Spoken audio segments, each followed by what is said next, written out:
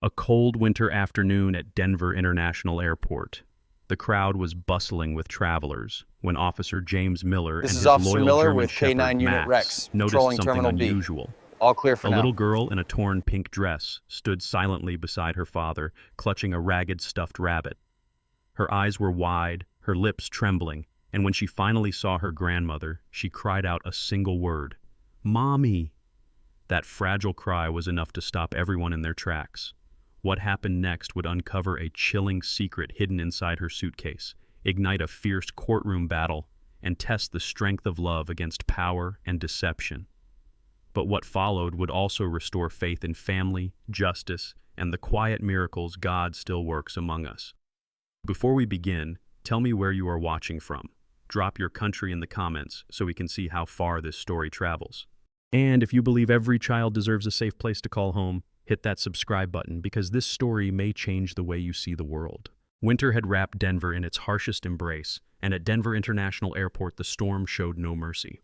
Snow came down in frantic waves, pushed by bitter winds that rattled the tall glass windows of the terminal. Travelers huddled in thick coats, scarves, and gloves, stamping their feet to fight the cold that seemed to seep into the bones. Inside, the bright fluorescent lights reflected off the polished tiles, giving the airport a sterile glow that contrasted with the blizzard outside. Among the waiting crowd at the international arrivals gate stood Helen Parker. Helen was 67, a woman whose silver-white hair fell in a neat bob around a face lined by years of both hardship and tenderness. She had been a teacher for most of her life, the kind who believed in nurturing every child, not just teaching them facts. Her frame was slender and slightly stooped from age, but there was a quiet determination in the way she carried herself. Her eyes, the pale blue of faded summer skies, revealed the sorrow of having buried her daughter 3 years earlier. Since then, she had promised herself that she would protect her granddaughter Emily at all costs. She wore a long woolen coat in dark navy buttoned to the throat with a knitted burgundy scarf that her late daughter had once given her. Her gloved hands clenched and unclenched nervously as she shifted her weight from one foot to another. Helen checked the arrival board again. Flight 224 from London had landed. Her heart raced, caught between hope and dread. 6 months was a long time to let her granddaughter out of her sight, especially in the company of Thomas Clayton, Emily's father and Helen's former son-in-law. Thomas was a man in his late 30s with sandy blonde hair kept meticulously neat, a strong jawline, and expensive taste in clothing. To the outside world, he looked every inch the successful, charming father. But Helen had long distrusted the polished smile that never reached his cold gray eyes. There had always been something slippery about him, a way of making others feel small while he appeared magnanimous. After her daughter's passing, Thomas had fought for extended custody, claiming he wanted to bond with Emily, but Helen had felt uneasy about him taking the little girl overseas for so long. The crowd stirred as passengers from London began filing through customs. Helen pressed closer to the rail, searching the sea of faces. Then she saw her. Emily, just 6 years old, stepped into view, her tiny form wrapped in a too-thin coat, her blonde hair sticking out in uneven pigtails. She was clutching a worn-out stuffed rabbit with matted fur. Most striking of all was her dress, a cotton pink garment torn at the hem, stained with dirt, utterly unsuited for the freezing weather. The sight of that bright pink, now sullied and ragged, stabbed Helen's heart.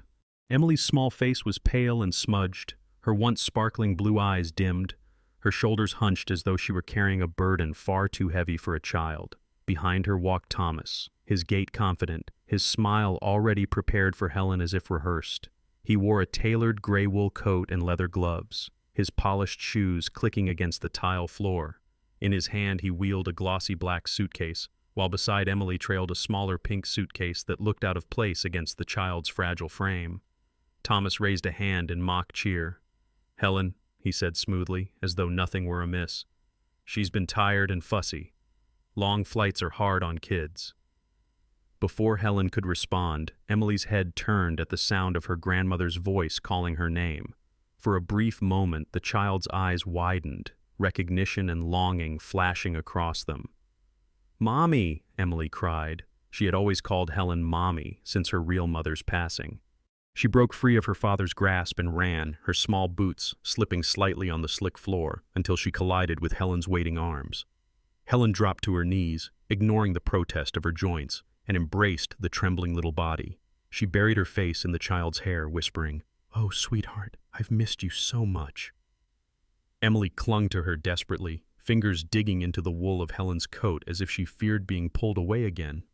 Before the moment could settle, a sharp bark cut through the din of the arrivals hall. It came from Max, the airport's German Shepherd K9 officer, who had been stationed with his handler near customs. Max was 5 years old, a muscular dog with a sleek black and tan coat, upright ears, and intelligent amber eyes that missed nothing. He was trained in detection and security, known for both his discipline and his uncanny intuition. His handler, Officer James Miller, a sturdy man in his late 30s with close-cropped dark hair and a square jaw, tugged the leash slightly, but Max's body stiffened as he stared at Emily's pink suitcase. Another bark rang out, sharper, louder. The dog's gaze was locked onto the small piece of luggage Thomas had been carrying for his daughter. Officer Miller, who had spent over a decade working with K9 units, trusted his partner implicitly. James was the kind of man shaped by steady service, disciplined but compassionate, with a calm demeanor that reassured travelers during tense moments. A divorce years earlier and long hours on duty had left him somewhat solitary, but his bond with Max filled that void. When Max barked, James knew it meant something. Stepping forward, he called out in a firm, professional tone, "Sir, ma'am, we need to conduct a luggage inspection." The dog, has alerted Thomas's face, flickered, just for a heartbeat, before his practiced smile returned. "Is that really necessary?" he asked smoothly. "We've just come off a long flight." "She's exhausted," but Officer Miller's eyes didn't waver. "Yes, sir." "Please step this way." He gestured toward the screening area. Max stayed tense, tail rigid, eyes unblinking on the suitcase. Travelers nearby began to murmur, curious about the sudden commotion. Helen felt Emily's grip tighten around her neck, the child's breathing quick and shallow. She looked down at Max, who now pressed closer to Emily's side as though sensing her fear. As the officers led them toward a side corridor, the storm outside howled against the glass, rattling the terminal as if the weather itself echoed the turmoil inside. Helen's pulse pounded in her ears. She knew instinctively that whatever was inside that suitcase could shatter everything, but she also knew one thing with certainty: she would never let Emily face it alone. The sterile corridor leading away from Denver International Airport's arrivals hall felt colder than the storm outside. Helen Parker's steps echoed faintly on the polished linoleum, her hand gripping little Emily's trembling fingers. Emily's pink dress, dirty and torn, looked more out of place than ever under the harsh fluorescent light. She pressed her stuffed rabbit tightly to her chest, refusing to look at her father. Thomas Clayton walked behind them, his expensive gray coat still immaculate despite the snow, his polished shoes clicking against the floor with an arrogance that only deepened Helen's unease. Officer James Miller guided them forward, Max the German Shepherd keeping pace with a calm but alert gait. The dog's muscles shifted smoothly under his black and tan coat, ears pricked, nose twitching as he kept his eyes fixed on the pink suitcase Thomas carried. They entered a small screening room, windowless, with pale walls and a single rectangular table. A buzzing fluorescent lamp cast stark shadows. Inside waited a woman in her early 30s, Agent Rachel Moore from Child Protective Services. Rachel was of average height, her brown hair tied neatly in a bun, with intelligent hazel eyes behind simple rectangular glasses.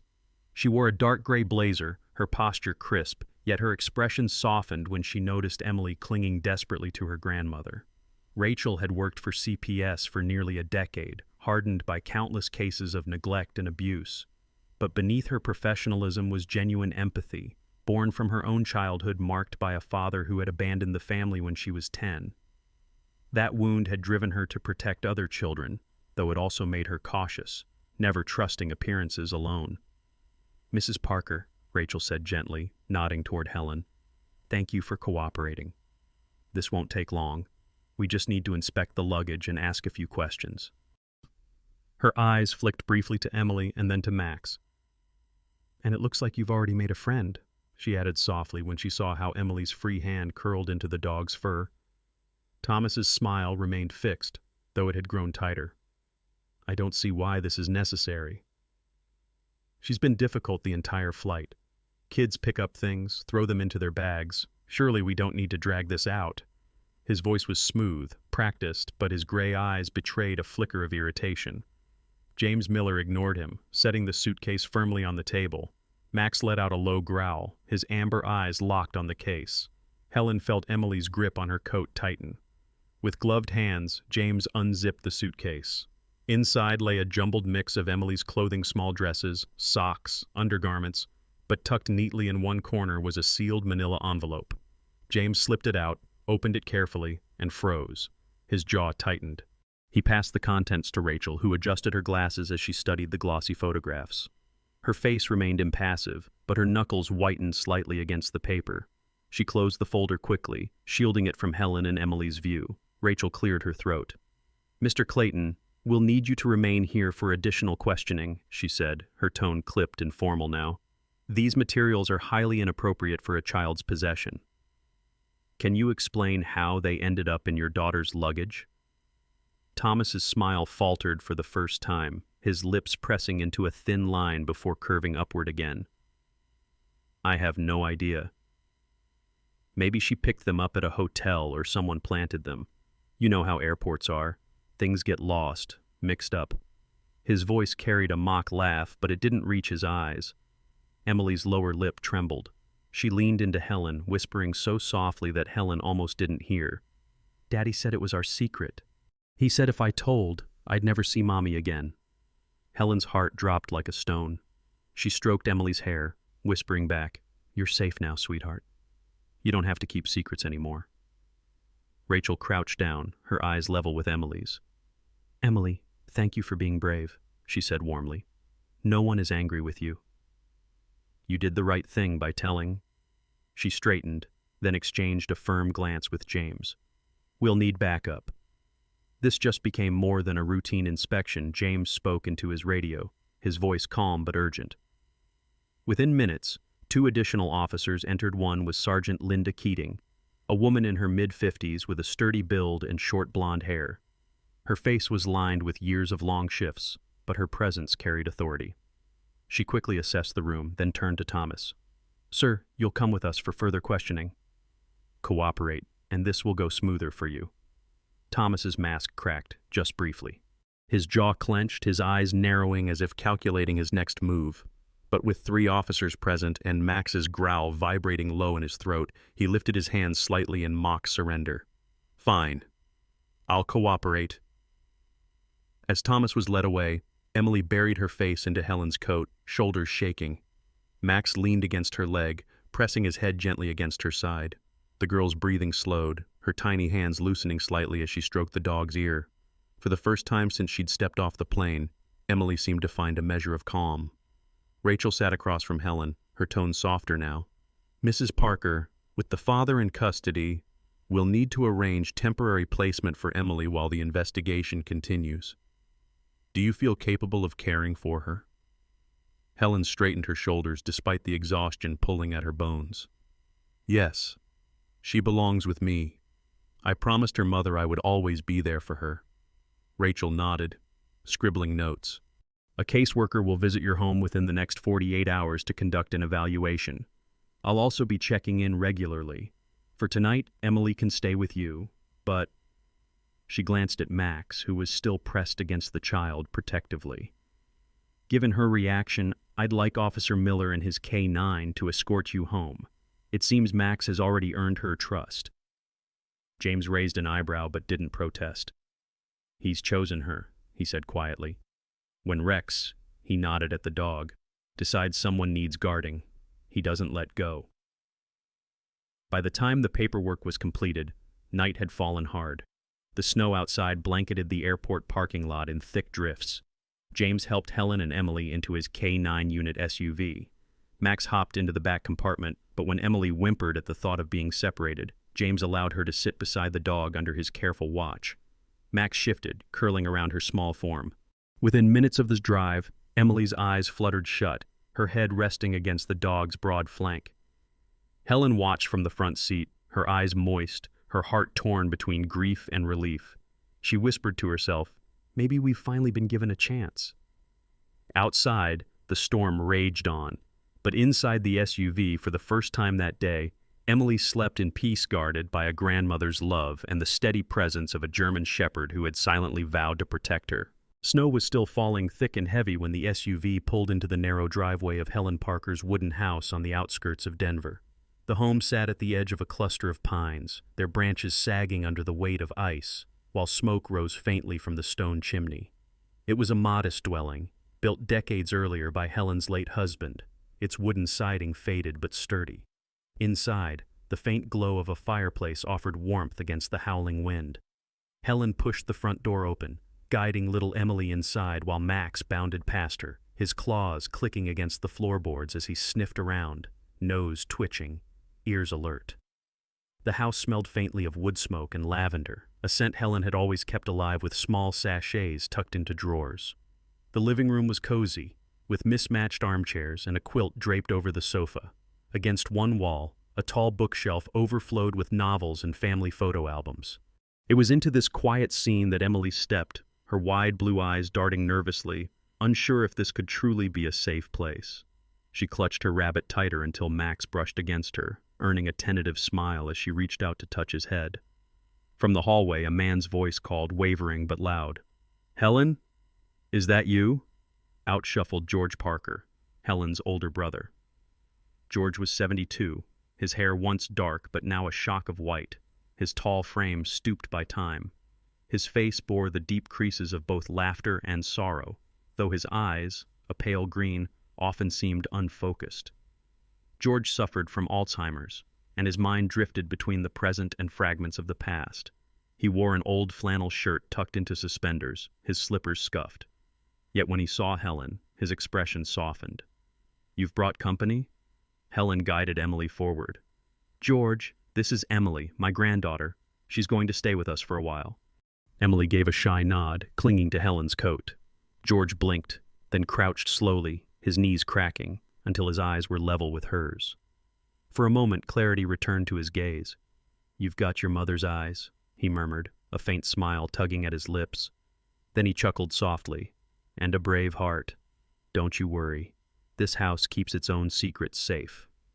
Emily's face lit up with a flicker of curiosity, her grip on her rabbit loosening.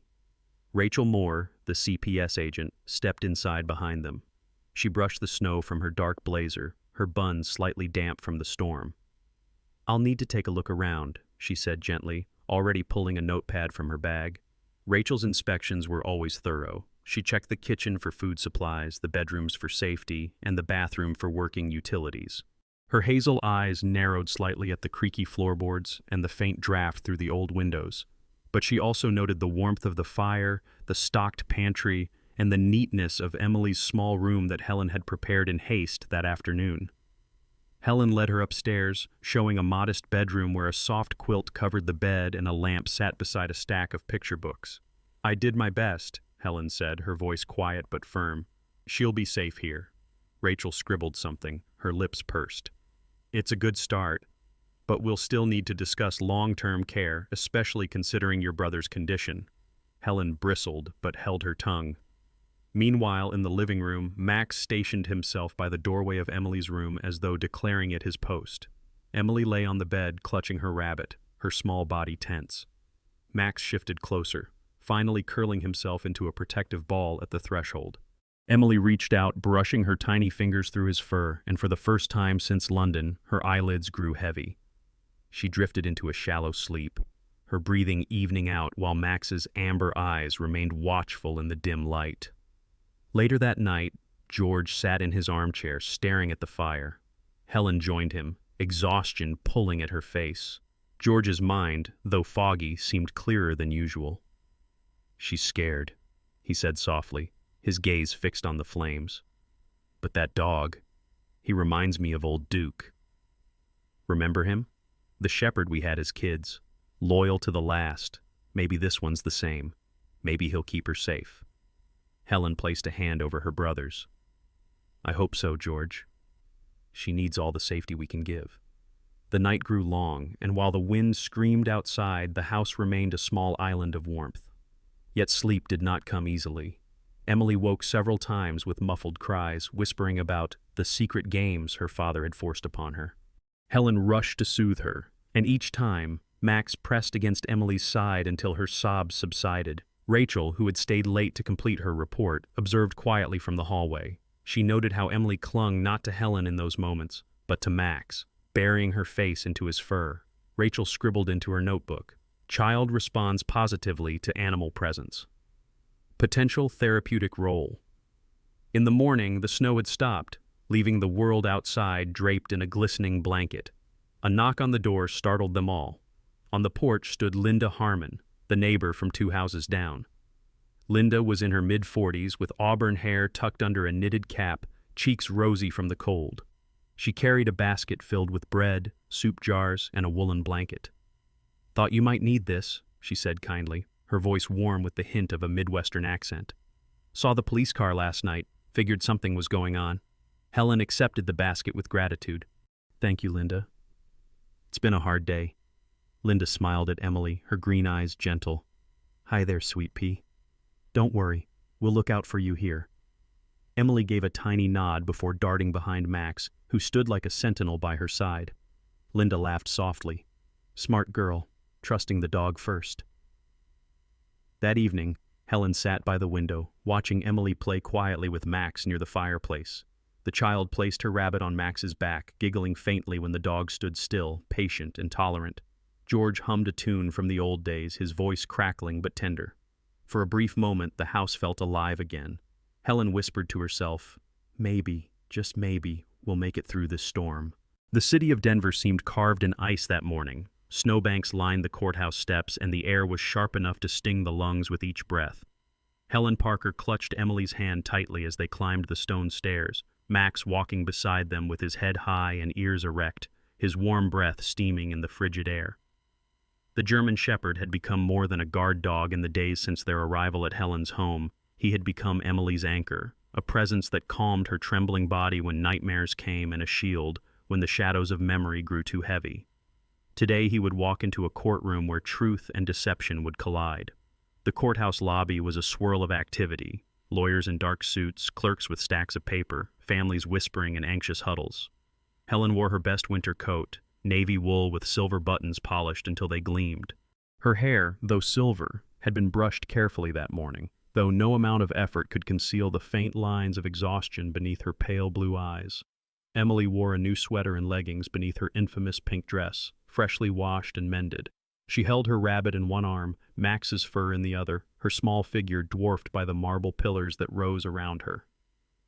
Thomas Clayton was already there, standing tall near the entrance to the courtroom. He looked impeccable in a tailored black suit and silk tie, his blonde hair slicked back, a golden watch gleaming on his wrist.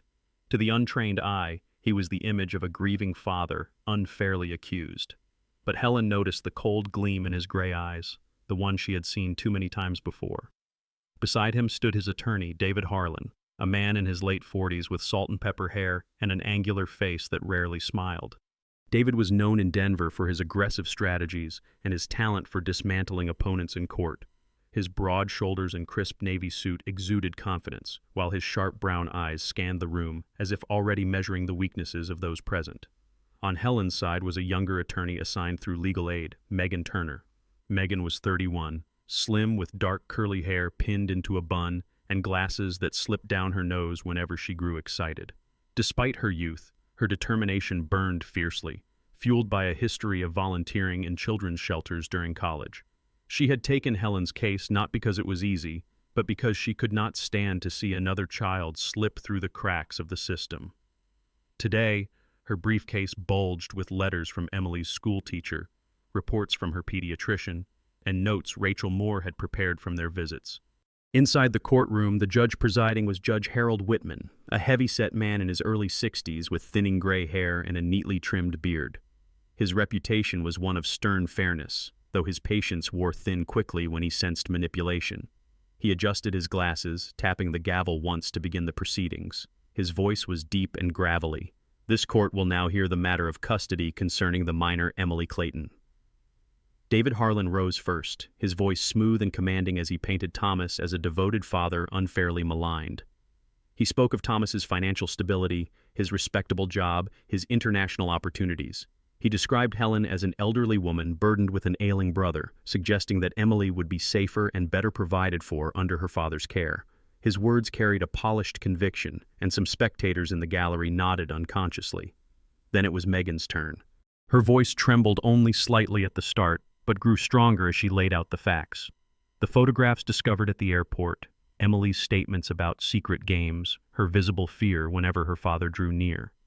Megan submitted testimony from Emily's teacher, describing the child's withdrawn behavior since traveling with her father, and a note from her doctor observing stress-induced weight loss. Rachel Moore also took the stand briefly, her hazel eyes steady as she explained the immediate reaction Emily had when placed with her grandmother, and the way she sought comfort only in Max's presence. The most difficult moment came when Emily herself was called. She stepped forward hesitantly, clutching her rabbit. Her small frame seemed swallowed by the witness stand. Helen's heart ached as she watched her granddaughter tremble. Judge Whitman leaned forward, his voice unusually gentle. "Emily, you don't have to be afraid. Just tell us how you feel." Emily's voice was barely above a whisper. "I feel safe with Grandma, and with Max." She looked at her father briefly, then away. "With Daddy I have to hide. He says it's our secret, but I don't want secrets anymore." Tears welled in her eyes, and she pressed her face into a rabbit. The courtroom fell into a hush. Even Judge Whitman's stern expression softened. Helen reached for a tissue, tears slipping down her own cheeks. Max, sensing the child's distress, let out a low, sympathetic whine that carried clearly across the silent chamber. The moment was powerful, impossible to ignore.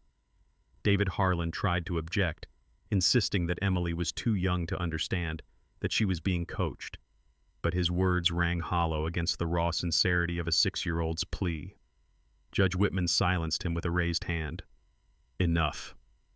This child has spoken clearly." As proceedings concluded for the day, the judge declared that custody would remain temporarily with Helen until further investigation, and Thomas would only be allowed supervised visitation. Relief washed over Helen, though she knew the battle was far from over. Outside, snow fell again, dusting the courthouse steps in white. As Helen and Emily exited, Thomas approached in the corridor, his smile thin and venomous. He bent slightly, his voice low. "This isn't over, Helen. I always get what's mine."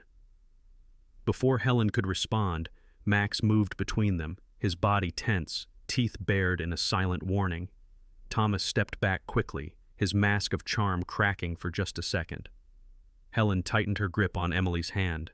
The child pressed her face into Max's fur, whispering, "You're my hero." Helen's heart swelled with both fear and hope. They had won a small victory, but larger battles loomed. Still, as snow swirled around them, she clung to the thought that love, truth, and the loyalty of one remarkable dog might yet see them through the storm. The courthouse was crowded again 2 weeks later, though this time the air inside buzzed with anticipation rather than dread. The blizzard had passed, leaving Denver coated in brilliant white, and sunlight streamed through tall windows, catching on the marble pillars and polished brass railings. Helen Parker guided Emily into the courtroom, the little girl wrapped in a new pale blue coat over her pink dress. Her cheeks glowed with more color than before, and though she clutched her stuffed rabbit tightly, she no longer hid behind it. Beside them, Max padded in with his confident gait, tail low but steady, amber eyes scanning every corner. He had become not only Emily's protector, but her constant companion, his very presence, proof of safety. Thomas Clayton sat at the opposite table, his jaw tense, eyes shadowed. His once perfect composure had begun to crack. His attorney, David Harlan, looked no less polished, but even he seemed wary, shuffling through notes as if he knew the tide had turned. On Helen's side, young attorney Megan Turner was ready with her files, her curly hair tucked neatly back, glasses perched on her nose, her hands steady as she shuffled documents. Rachel Moore, the CPS agent, also took her seat near the front, her hazel eyes calm but intent. Judge Harold Whitman entered, his black robe sweeping behind him, and the gavel's rap silenced the room. "This court will now reconvene on the matter of custody concerning Emily Clayton." His gravelly voice carried across the chamber, weighted with expectation. The day's proceedings began with further arguments from both sides. David Harlan tried to salvage Thomas's image. emphasizing his financial stability, his willingness to provide Emily with the best education, and his to give her opportunities Helen never could. His words were persuasive on the surface, but a certain sharpness betrayed his awareness that the case had begun to slip through his fingers. Then Megan rose, her voice firm. She submitted updated psychological evaluations showing Emily's improved health and sleep since staying with Helen, as well as Rachel's notes that the child had bonded strongly with both her grandmother and Max. Still, Megan knew she needed something more than reports, something undeniable. That was when the door opened at the back of the courtroom, and a woman walked in, escorted by a bailiff. She was in her late 30s, tall and slender, with auburn hair pulled back into a neat ponytail and a simple navy coat that looked worn but clean. Her name was Laura Sanders, and she carried herself with the nervous composure of someone stepping into a place she had long avoided. Her green eyes darted toward Thomas, and for a moment, fear flashed across her face. Then she straightened her back, took a breath, and approached the stand. Megan introduced her as a former employee of Thomas's company. Laura's voice trembled at first, but steadied as she spoke. She testified that she had once been Thomas's assistant and that she had personally witnessed inappropriate materials in his office. She described instances where he used company funds to cover up questionable activities, and her breaking point came when she discovered photographs hidden in a drawer, eerily similar to those found in Emily's suitcase. "I left the company after that," she confessed, her hands gripping the edge of the witness stand, "but I couldn't stay silent anymore when I saw what this little girl was going through." The room erupted in murmurs. Thomas's face darkened, and he leaned toward his attorney, hissing something sharp. David Harlan immediately objected, questioning Laura's credibility, but Judge Whitman silenced him with a glare. "This court will hear her testimony in full," the judge declared. For Helen, each word from Laura was both painful and relieving. Painful because it confirmed her darkest suspicions about Thomas, but relieving because it was the truth finally coming to light. Emily, seated beside her grandmother, leaned against Max and whispered, "She's telling the secret, Grandma." Helen hugged her close. When all evidence had been presented, Judge Whitman leaned back, stroking his beard in silence. The room held its breath. At last, his deep voice filled the chamber. "This court finds that Thomas Clayton is unfit to maintain custody or visitation at this time. Full custody is awarded to Helen Parker, with the support of Child Protective Services. Furthermore, the court recommends a criminal investigation into Mr. Clayton's actions." His gavel struck the block with finality. Relief crashed over Helen like a wave. Emily threw her arms around her grandmother's neck, tears of joy streaming down her cheeks. Max barked once, the sound echoing through the chamber like a triumphant declaration. Outside the courthouse, snow glistened under the bright Colorado sun. Reporters gathered, but Helen shielded Emily from their questions, her focus entirely on her granddaughter. Rachel Moore placed a reassuring hand on Helen's shoulder. "You've done it," she said softly. Helen smiled, her pale blue eyes shimmering. "No," she replied, glancing down at Max, who stood tall and watchful beside Emily. "We did it." Months later, the world had changed. Spring arrived, melting the snow into rivers that fed green fields.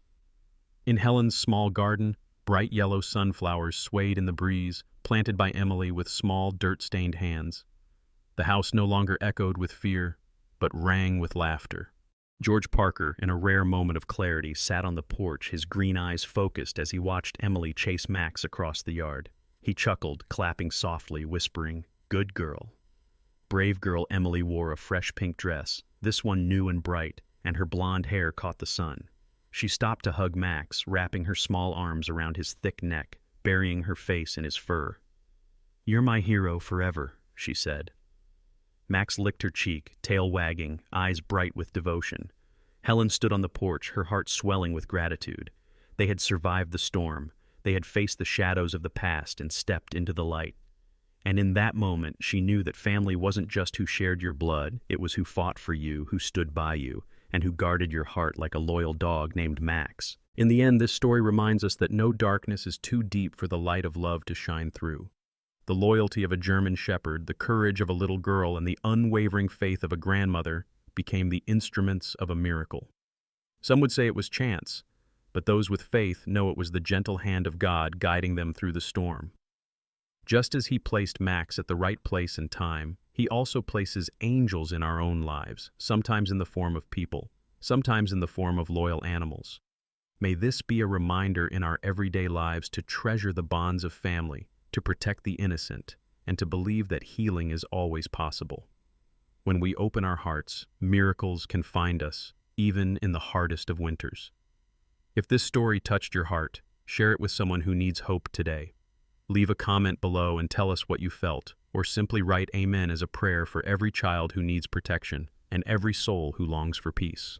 Do not forget to subscribe to this channel so together we can spread more stories of faith, love, and second chances. May God bless you and keep you safe always.